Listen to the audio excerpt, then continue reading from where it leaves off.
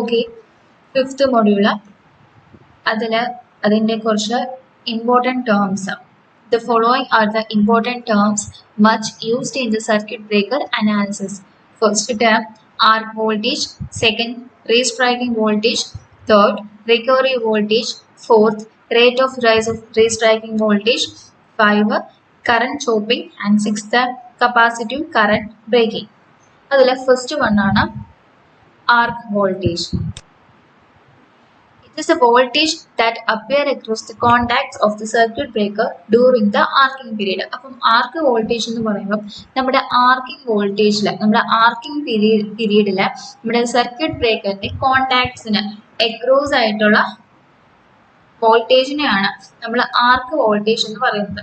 Okay, arching പീരീഡിൽ നമ്മുടെ circuit ബ്രേക്കറിന്റെ കോണ്ടാക്റ്റിന് across ആയിട്ട് ഉള്ള വോൾട്ടേജിനെയാണ് നമ്മൾ ആർക്ക് വോൾട്ടേജ് എന്ന് പറയുന്നത്. As soon as the contacts of the circuit breaker separate, an arc is formed. Circuit breaker and the contact separate ആകുമ്പോഴത്തേക്ക് arc അവിടെ form ചെയ്യും. The voltage that appear across the contact during arcing period is called arc voltage. ഇപ്പൊ നേരത്തെ പറഞ്ഞത് തന്നെ നമ്മുടെ arching പീരീഡിലെ കോണ്ടാക്ട്സിന് across ആയിട്ടുള്ള വോൾട്ടേജിനെയാണ് നമ്മൾ ആർക്ക് വോൾട്ടേജ് എന്ന് പറയുന്നത്. ഇറ്റ്സ് വാല്യൂ is low, അതിന്റെ വാല്യൂ ലോ ആയിരിക്കും. Except for the period the fault current is at near zero current point. At zero current, the arc voltage rises rapidly to peak value, and this peak voltage tends to maintain the current flow in the form of arc. അപ്പം നമ്മുടെ അവിടുത്തെ current zero ആകുന്ന ടൈമിൽ ഈ ആർക്ക് voltage ഒരു peak വാല്യൂയിലേക്ക് കൂടും. Okay, current zero ആകുന്ന ടൈമിൽ നമ്മുടെ അവിടുത്തെ ആർക്ക് വോൾട്ടേജ് ഒരു പീക്ക് വാല്യൂയിലേക്ക് കൂടും. അപ്പം ഈ ഒരു പീക്ക് വാല്യൂ ഓഫ് വോൾട്ടേജ് കാരണം നമ്മുടെ അവിടുത്തെ കറണ്ടിന്റെ ഫ്ലോനെ മെയിൻറ്റെയിൻ ചെയ്യും. ഇതാണ് ആർക്ക് voltage. Okay, second term that is restriking voltage. It is the transient voltage that appear across the contacts at or near current zero during arcing period. അതായത് restriking voltage എന്ന് പറയുമ്പോൾ നമ്മുടെ ആർക്കിംഗ് പീരീഡിലെ കറണ്ട് നിയർ സീറോ ആകുന്ന ടൈമിൽ നമ്മുടെ circuit ബ്രേക്കറിന്റെ കോണ്ടാക്ട്സിന് across ആയിട്ട് വരുന്ന പെട്ടെന്ന് ഉണ്ടാവുന്ന ഒരു ട്രാൻസിയന്റ് വോൾട്ടേജിനെയാണ് നമ്മൾ റീസ്ട്രൈക്കിംഗ് വോൾട്ടേജ് എന്ന് പറയുന്നത്. ഓക്കെ, ആർക്കിംഗ് പീരീഡില് കറണ്ട് സീറോ ആകാൻ പോകുന്ന ആ ഒരു ടൈമിൽ, ഓക്കെ, കറണ്ട് നിയർ സീറോ ആകാൻ പോകുന്ന ആ ഒരു ടൈമിൽ നമ്മുടെ കോണ്ടാക്ട്സിന് അക്രോസ് ആയിട്ടുള്ള പെട്ടെന്ന് ഉണ്ടാവുന്ന ഒരു ട്രാൻസിയന്റ് വോൾട്ടേജിനെയാണ് നമ്മൾ റീസ്ട്രൈക്കിംഗ് വോൾട്ടേജ് എന്ന് പറയുന്നത്. At current zero, a high frequency transient voltage appear across the contact and is caused by rapid distribution of energy between the magnetic and electric field associated with the plants and transmission lines of the system. ഇപ്പം current zero ആകുന്ന ടൈമിൽ നമ്മുടെ കോണ്ടാക്ട്സിന് across ആയിട്ട് ഒരു high frequency transient voltage ഉണ്ടാവും. Okay, ഈ ഒരു high frequency transient voltage കാരണം നമ്മുടെ മാഗ്നറ്റിക് ഫീൽഡിന്റെയും ഇലക്ട്രിക് ഫീൽഡിന്റെയും ഇൻ ബിറ്റ്വീൻ ആയിട്ട് അവിടെ റാപ്പിഡ് ഡിസ്ട്രിബ്യൂഷൻ ഓഫ് എനർജി നടക്കും. ഓക്കെ, ഈ ഒരു ട്രാൻസിയന്റ് വോൾട്ടേജിനെയാണ് നമ്മൾ റീസ്ട്രൈക്കിംഗ് വോൾട്ടേജ് എന്ന് പറയുന്നത്. Then the current interruption in the circuit depends upon this voltage. ഇവിടുത്തെ current interruption ഇവിടുത്തെ വോൾട്ടേജിന് ഡിപ്പെൻഡ് ചെയ്യുന്നുണ്ട്. If the restriking voltage rises more rapidly than the dielectric strength of the medium between the contacts, the arc will persist for another half cycle. On the other hand, if the dielectric strength of the medium built up more rapidly than the restriking voltage, the arc fails to restrike and the current will be interrupted. ഇവിടെ രണ്ട് കേസുകളുണ്ട്. First, ആദ്യത്തെ കേസിൽ നമ്മുടെ restriking voltage നമ്മുടെ മീഡിയത്തിൽ, നമ്മുടെ കോണ്ടാക്ട്സിലെ മീഡിയത്തിന് ഒരു ഡയലക്ട്രിക് സ്ട്രെങ്ത് ഇല്ലേ, ഈ restriking voltage is greater than this dielectric strength ആകുമ്പോഴത്തേക്ക് അനദർ ഹാഫ് സൈക്കിൾ വരെ അവിടെ ആർക്ക് പെർസിസ്റ്റ് ചെയ്യും. ഓക്കെ, രണ്ടാമത്തെ കേസ് നമ്മുടെ dielectric strength of the medium is greater than restriking voltage. ആ കേസിൽ കറണ്ട് പെട്ടെന്ന് ഇന്ററപ്റ്റ് ചെയ്യും. അതേപോലെ അടുത്ത ഹാഫ് സൈക്കിൾ വരെ അവിടെ കറണ്ട് ആർക്ക് റീസ്ട്രൈക്ക് ചെയ്യത്തില്ല. രണ്ട് കേസാണ്. First, restriking voltage is greater than dielectric strength of the medium. ആ കേസിൽ അടുത്ത ഹാഫ് സൈക്കിൾ വരെ നമ്മുടെ ആർക്ക് പെർസിസ്റ്റ് ചെയ്യും. രണ്ടാമത്തെ കേസിൽ dielectric strength of the medium is greater than restriking voltage. ആ കേസിൽ കറണ്ട് പെട്ടെന്ന് ഇന്ററപ്റ്റ് ചെയ്യും. അതേപോലെ ആർക്ക് റീസ്ട്രൈക്കിംഗ് നടക്കത്തില്ല. Third, that is recovery voltage. It is the normal frequency 50 Hz RMS voltage that appear across the contacts of the circuit breaker after final extension. It is approximately equal to the system voltage. Recovery voltage എന്ന് പറയുമ്പോൾ നമുക്കൊരു normal frequency ആണ്, that is 50 hertz RMS voltage ആണ്. Okay, ഈ ഒരു recovery voltage നമ്മുടെ final ആർക്ക് എക്സ്റ്റൻഷന് ശേഷം നമ്മുടെ സർക്യൂട്ട് ബ്രേക്കറിന്റെ കോണ്ടാക്ട്സിൽ എക്രോസ് ആയിട്ട് വരുന്ന വോൾട്ടേജിനാണ് നമ്മൾ റിക്കവറി വോൾട്ടേജ് എന്ന് പറയുന്നത്. ഓക്കെ, അതായത് ഫൈനൽ ആർക്ക് എക്സ്റ്റൻഷന് ശേഷം ഉണ്ടാവുന്ന വോൾട്ടേജ് സർക്യൂട്ട് ബ്രേക്കറിന്റെ കോണ്ടാക്ട്സിന് എക്രോസ് വരുന്ന വോൾട്ടേജ് ആണ് recovery voltage after final arc extension. When the contacts of the circuit breaker are opened, current drops to zero after every half cycle. Circuit ബ്രേക്കറിന്റെ contacts open ചെയ്യുമ്പോഴത്തേക്ക് current ഓരോ half സൈക്കിളിലും current zero ആവും. At some current zero, the contacts are separated sufficiently apart and dielectric strength of the medium between the contacts attain a high value due to the removal of ionized particles. അപ്പം current zero ആവുന്ന ഒരു ടൈമില് നമ്മുടെ circuit ബ്രേക്കറിന്റെ contacts open ചെയ്യും. And also due to the removal of ionized പാർട്ടിക്കിൾസിന്റെ remove ചെയ്യുന്നത് കാരണം അവിടെ കോണ്ടാക്ട്സിൽ ഒരു മീഡിയം ഇല്ലേ, മീഡിയം നമ്മൾ പറഞ്ഞായിരുന്നു എയർ, ഓയില്, അങ്ങനെ ആ മീഡിയം ഇല്ലേ, ആ മീഡിയത്തിന് ഡയലക്ട്രിക് സ്ട്രെങ്ത് ഒരു ഹൈ വാല്യൂ അറ്റൈൻ ചെയ്യും. Okay, due to the removal of ionised particles. At such an instant, the medium between the contact is strong enough to prevent the breakdown by the restriking voltage. ആ ഒരു ഇൻസ്റ്റന്റിൽ നമ്മുടെ restriking വോൾട്ടേജിന്റെ break down prevent ചെയ്യാനായിട്ട് പറ്റും. Consequently, the final arc extension take place and circuit current is interrupted. അപ്പം നമ്മുടെ സർക്യൂട്ടിലെ current interruption നടക്കുമ്പോൾ അവിടെ ഫൈനൽ ആർക്ക് എക്സ്റ്റൻഷൻ നടക്കും. ഓക്കെ, current interrupt ചെയ്യുമ്പോൾ final arc extension നടക്കും. Immediately after final current interruption, the voltage that appear across the contacts has a transient part. However, these transient oscillations subside rapidly due to the damping effect of system resistance and normal circuit voltage appear across the contacts. അപ്പം ഈ ഒരു final current ഇന്ററപ്ഷന് ശേഷം പെട്ടെന്ന് അവിടെ ഒരു transient ആയിട്ടുള്ള ഒരു voltage ഉണ്ടാവും. നമ്മുടെ സർക്യൂട്ട് ബ്രേക്കറിന്റെ കോണ്ടാക്ട്സിന് എക്രോസ് ആയിട്ടൊരു ട്രാൻസിയന്റ് വോൾട്ടേജ് ഉണ്ടാവും. ആൻഡ് ഓൾസോ ട്രാൻസിയന്റ് ഓസിലേഷൻസ് ഉണ്ടാവും. ഓക്കെ, ഈ ട്രാൻസിയന്റ് ഓസിലേഷൻസ് നമ്മുടെ സിസ്റ്റത്തിന്റെ damping effect of system resistance കാരണം ഈ ഒരു ട്രാൻസിയന്റ് ഓസിലേഷൻസ് പെട്ടെന്ന് തന്നെ കുറയും. ഓക്കെ, റാപ്പിഡ്ലി ഡിക്രീസ് ചെയ്യും. The voltage across the contact is of normal frequency and is known as recovery voltage. അപ്പം ഈ ലാസ്റ്റ് വരുന്ന ഈ ഒരു വോൾട്ടേജിനെയാണ് നമ്മൾ ട്രാൻസിയന്റ് വോൾട്ടേജസ് ഓസിലേഷൻസ് ഒക്കെ കഴിഞ്ഞിട്ട് ലാസ്റ്റ് വരുന്ന ഈ ഒരു വോൾട്ടേജിനെയാണ് നമ്മൾ റിക്കവറി വോൾട്ടേജ് എന്ന് പറയുന്നത്. Okay, fourth term, that is rate of rise of restriking voltage. It is the rate of increase of restriking voltage and is abbreviated as RR/RV. Usually the voltage is in kV and the time in microseconds, so that the RR/RV is in kV per microseconds. Okay, rate of rise of restriking voltage in the abbreviated form ആണ് RRRV. RR/RV voltage kV and also time in microseconds. So RR/RV നെ നമ്മൾ kV per microseconds എന്ന് express ചെയ്യും. Consider the opening of a circuit breaker under fault condition shown in simplified form in figure 2 above. Before current interruption, the capacitance C is short circuited by the fault and the short circuit current through the breaker is limited by the inductance L of the system only. അപ്പം ഇതൊരു LC circuit ആണ്. LC സർക്യൂട്ടിന്റെ ഒരു simplified form ആണ് ഇവിടെ ഫിഗറിൽ കാണിച്ചിരിക്കുന്നത്.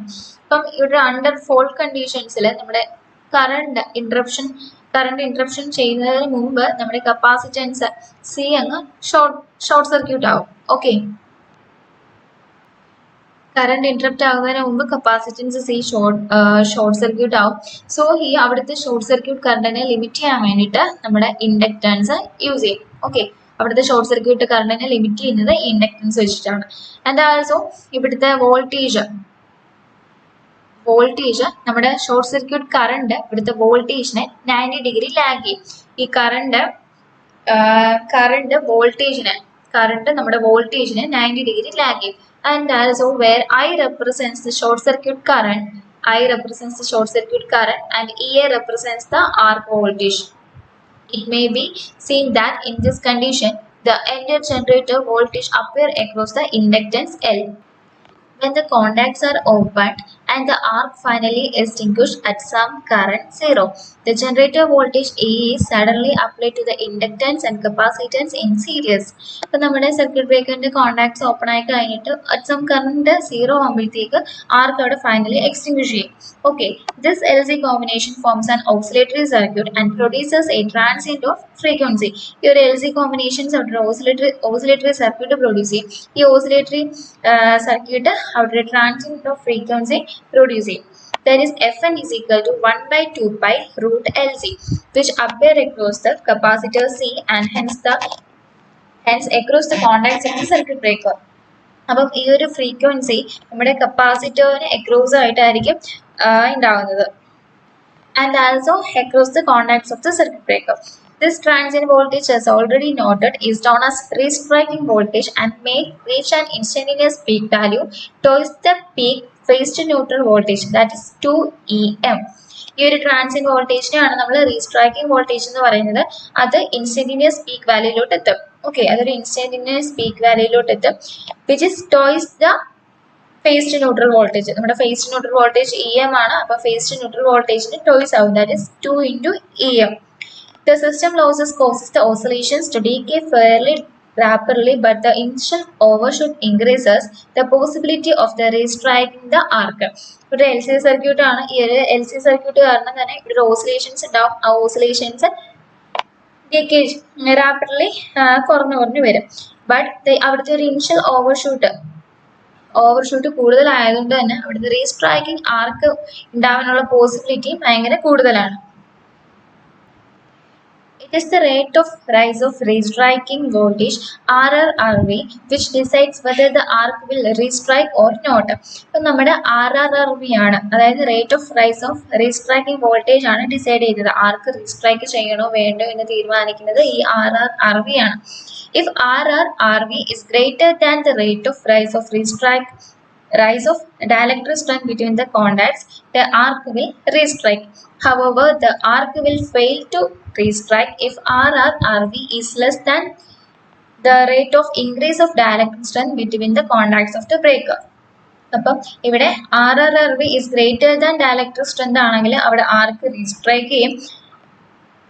And അത് RRRV is less than dielectric strength ആണെങ്കിൽ ആർക്ക് will fails to restrike ആയിരിക്കും. Okay,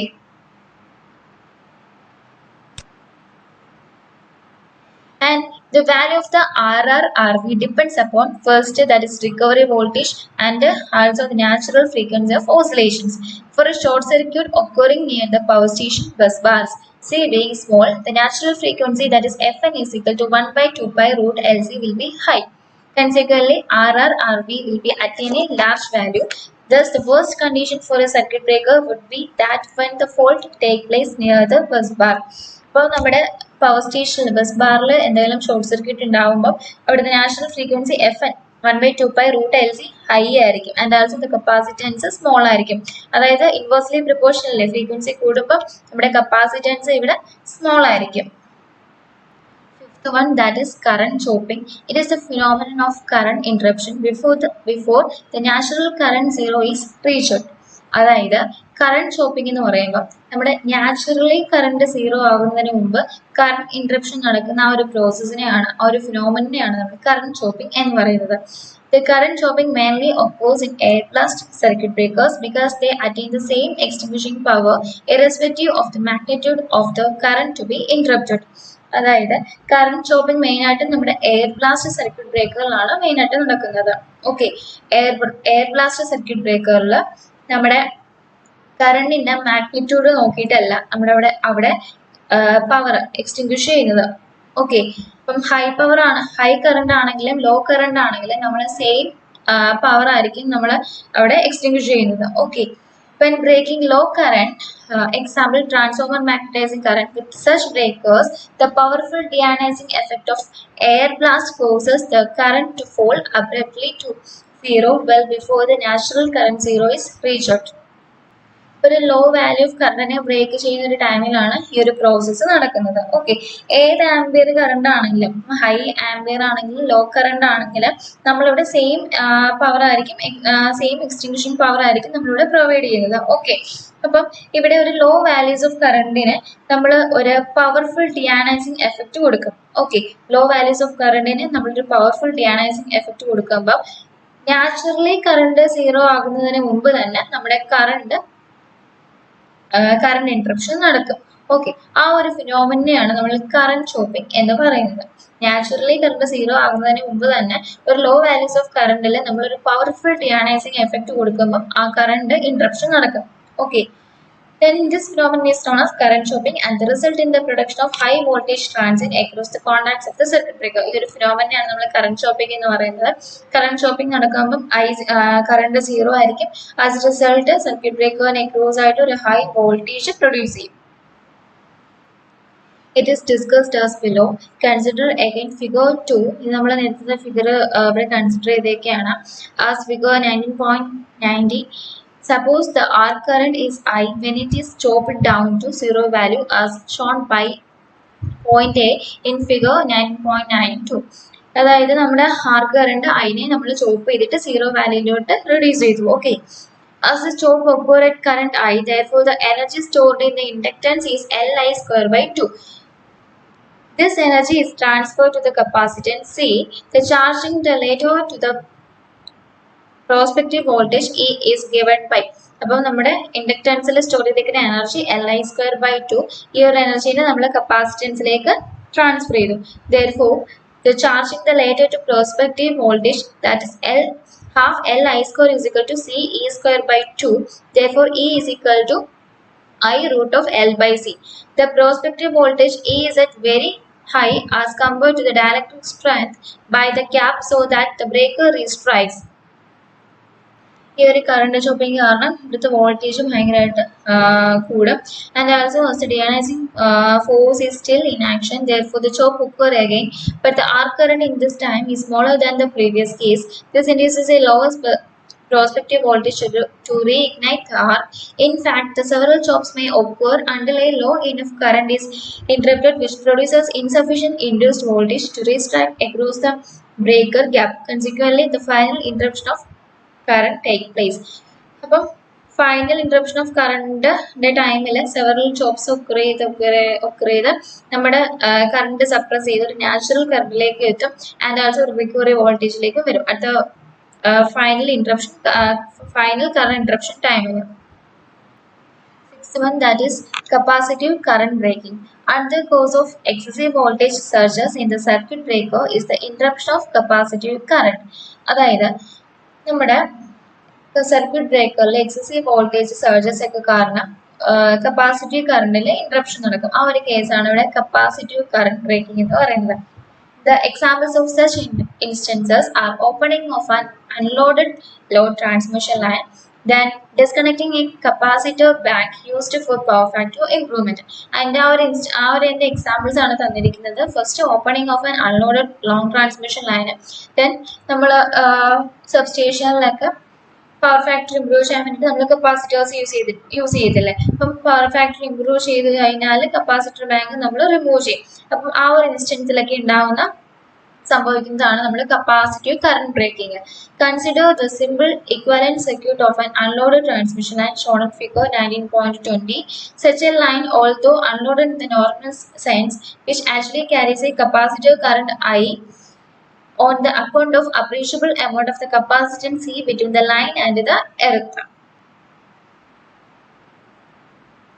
Let us suppose that the line is opened by the circuit breaker at the instant when the line capacitive current is 0.1 in figure 19.21. അപ്പം ഈ 0.1 capacitive നമ്മുടെ ലൈനിന്റെ capacitive current 0 ആകുമ്പോൾ നമ്മുടെ circuit breaker open ആകും. Okay, at this instant the generator voltage Vg will be maximum, that is VGM. okay, അപ്പോൾ ആ ഒരു ഇൻസ്റ്റന്റിൽ നമ്മുടെ ജനറേറ്റർ വോൾട്ടേജ് VGM മാക്സിമം ആവും. Okay, and this VGM lagging behind the current by 90 degree. ഈ VGയും നമ്മുടെ കറണ്ടിനെ 90 degree lag ചെയ്യും. The opening of the line living A standing charge on it, that is end B of the line. നമ്മുടെ ബിയുടെ എൻഡിൽ okay ഒരു standing charging,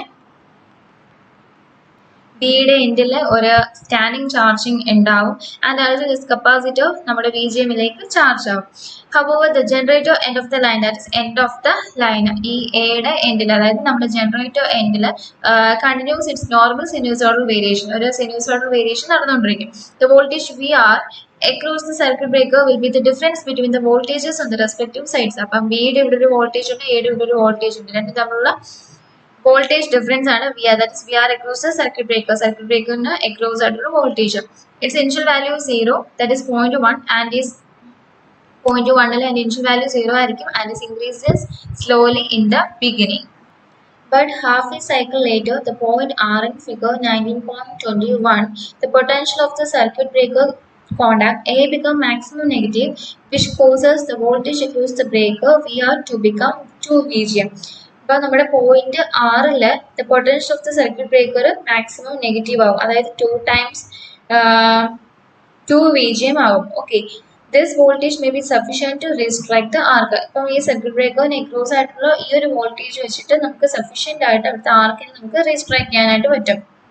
The two rigorously separated parts of the circuit will now be joined by an arc of very low resistance. The line capacitance discharged at once to reduce the voltage across the circuit breaker, thus setting up high frequency transient. ഇവിടെ വരുന്നൊരു വോൾട്ടേജും and also ഇവിടുത്തെ law റെസിസ്റ്റൻസും കാരണം നമുക്ക് ഇവിടെ നമ്മുടെ ആർക്കിനെ വീണ്ടും ജോയിൻ ചെയ്യാൻ പറ്റും. ആൻഡ് ആൾസോ നമ്മുടെ ലൈൻ കപ്പാസിറ്റൻസ് ഡിസ്ചാർജ് ചെയ്യുന്നത് കാരണം നമ്മുടെ സർക്യൂട്ട് ബ്രേക്കറിന് എക്രോസ് ആയിട്ടുള്ള വോൾട്ടേജ് നമുക്ക് റെഡ്യൂസ് ചെയ്യാൻ പറ്റും. The peak value of the initial transient will be twice the voltage at that instant, that is -4 GM. This will cause the transmission voltage to change -4 VGM to plus VGM, that is -3 VGM. ഇവിടുത്തെ initial transient voltage toys ആകും, അപ്പം നേരത്തെ 2 VGM ആയിരുന്നു, അപ്പം 4 VGM ആകും, -4 VGM. അതിന് നമുക്ക് ജനറലായിട്ട് -3 VGM ആയിട്ട് എടുക്കാം. The restrike arc current quickly reaches its first zero as it varies at natural frequency. The voltage on the line is now -3 VGM, and once against the two half of the circuit are separated and the line is isolated at this potential. അതായത് നമ്മുടെ ഇവിടുത്തെ restriking ആർക്ക് current first സീറോയിലേക്ക് reach ചെയ്യും. Then -3 VGM ഇവിടുത്തെ ലൈനിനെ isolate ചെയ്യാൻ പറ്റും. Then after about half A cycle further the aforesaid events are repeated even on more formidable scale, and the line may be left with a potential of 5 VGM above earth potential. Theoretically, this phenomenon may proceed infinitely, increasing the voltage by successive increment of 2 times VGM. While the above description related to the worst possible conditions, it is obvious that if the gap breakdown strength does not increase rapidly enough, successive restrike can build up a dangerous voltage in the open circuit line. However, due to the leakage and the corona loss, the maximum voltage on the line in such a case is limited to 5 VGM. Next topic, that is circuit breaker ratings. A circuit breaker may be called upon to operate under all conditions. However, major duties are imposed on the circuit breaker where there is a fault on the system in which it is connected. Under the fault conditions, a circuit breaker is required to perform the following 3 duties. Fault കണ്ടീഷൻസിൽ നമ്മുടെ circuit ബ്രേക്കറിന് 3 duties ഉണ്ട്, അതാണ് പറയുന്നത്.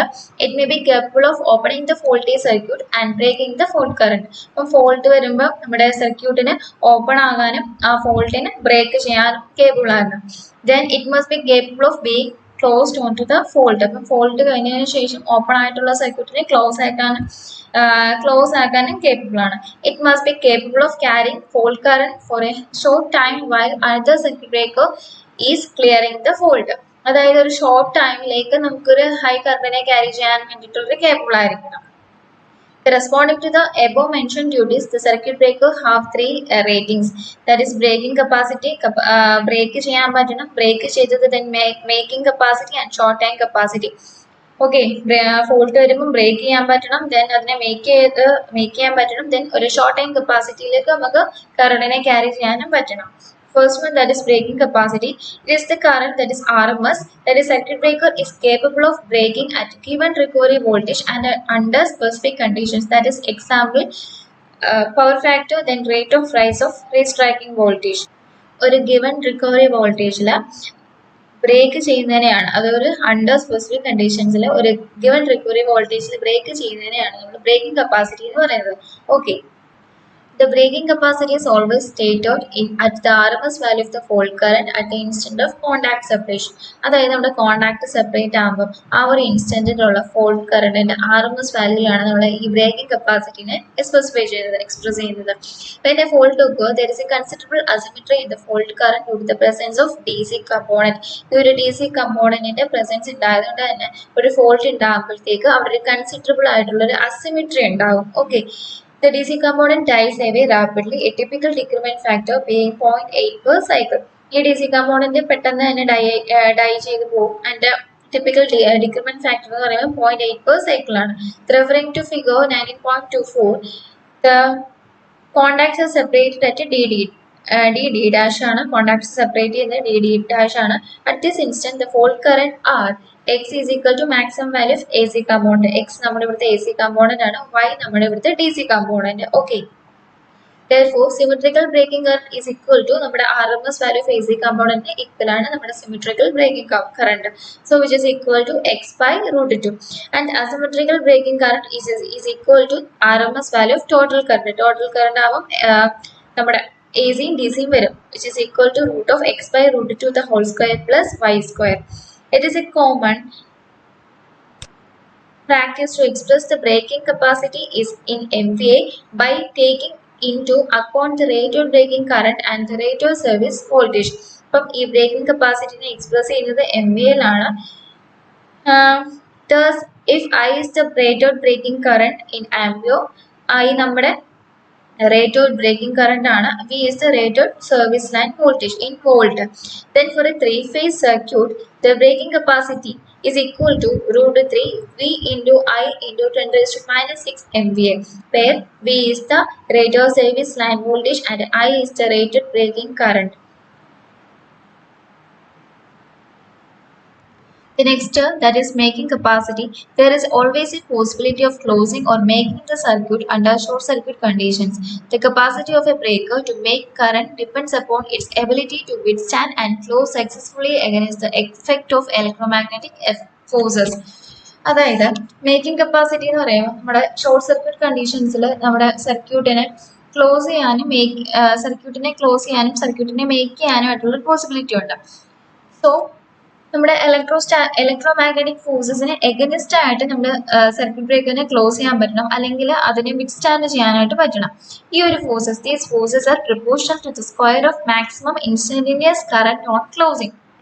അപ്പം ഈ ഒരു forces circuit breaker close ചെയ്യുമ്പോഴത്തേക്കുള്ള മാക്സിമം ഇൻസ്റ്റന്റേനിയസ് കറണ്ടിന്റെ സ്ക്വയറിന് പ്രൊപ്പോർഷണൽ ആണ്. Okay, therefore making capacity is stated in the terms of peak value of current instead of RMS value. അതുകൊണ്ട് തന്നെ നമ്മൾ മേക്കിംഗ് കപ്പാസിറ്റി പീക്ക് വാല്യൂയിലാണ് പറയുന്നത്, പീക്ക് വാല്യൂയിലാണ് നമ്മൾ മേക്കിംഗ് കപ്പാസിറ്റി എക്സ്പ്രസ് ചെയ്യുന്നത്. The peak value of current including DC component during the first cycle of current wave after the closure of circuit breaker is known as making capacity. Making capacity എന്ന് പറയുമ്പോൾ circuit breaker close ചെയ്തിട്ടുള്ള ആദ്യത്തെ സൈക്കിളിലെ peak value of current including DC component, അതിനെയാണ് നമ്മൾ making capacity എന്ന് പറയുന്നത്. Circuit breaker close ചെയ്തിട്ടുള്ള ആദ്യത്തെ ഹാഫ് സൈക്കിളിലെ പീക്ക് വാല്യൂ ഓഫ് കറണ്ടിനെയാണ് നമ്മൾ മേക്കിംഗ് കപ്പാസിറ്റി എന്ന് പറയുന്നത്. Third one, that is short time rating. It is the period for which the circuit breaker is able to carry fault current while remaining closed. അതായത് closed ആയിട്ടുള്ള ഒരു ടൈമിൽ നമ്മൾ ഒരു short ടൈമിൽ ഒരു ഫോൾട്ട് കറണ്ടിനെ ക്യാരി ചെയ്യാനുള്ള കേപ്പബിലിറ്റിനെയാണ് നമ്മൾ ഷോർട്ട് ടൈം റേറ്റിംഗ് എന്ന് പറയുന്നത്. Sometimes a fault on the system is of very temporary nature and persists for 1 or 2 seconds, after which the fault is automatically cleared. In the interest of continuity of supply, the breaker should not trip in such situations. അപ്പം ചില temporary നേച്ചറുള്ള ഫോൾട്ടുകളുണ്ട്, അതായത് 1 or 2 seconds മാത്രം persist ചെയ്യുന്ന ചില ഫോൾട്ടുകൾ, 1 or 2 seconds മാത്രം നിന്നിട്ട് അത് fault automatically clear ആയി പോകുന്ന ഫോൾട്ടുകൾ. അങ്ങനത്തെ സിറ്റുവേഷൻസിൽ നമ്മുടെ സർക്യൂട്ട് ബ്രേക്കർ ട്രിപ്പ് ആവേണ്ട ആവശ്യം വരുന്നില്ല. This means that the circuit breaker should be able to carry high current safely for some specific period while remaining closed. അപ്പം ഇങ്ങനത്തെ സിറ്റുവേഷൻസിൽ നമ്മുടെ സർക്യൂട്ട് ബ്രേക്കറിന് ഒരു ഷോർട്ട് ടൈമിൽ ഒരു ഹൈ കറണ്ടിനെ ക്യാരി ചെയ്യാനുള്ള കേപ്പബിലിറ്റിനെയാണ് നമ്മൾ ഷോർട്ട് ടൈം റേറ്റിംഗ് എന്ന് പറയുന്നത്. However, if the fault persists for the duration longer than the specified time limit, the circuit breaker will trip and disconnecting the faulty sections.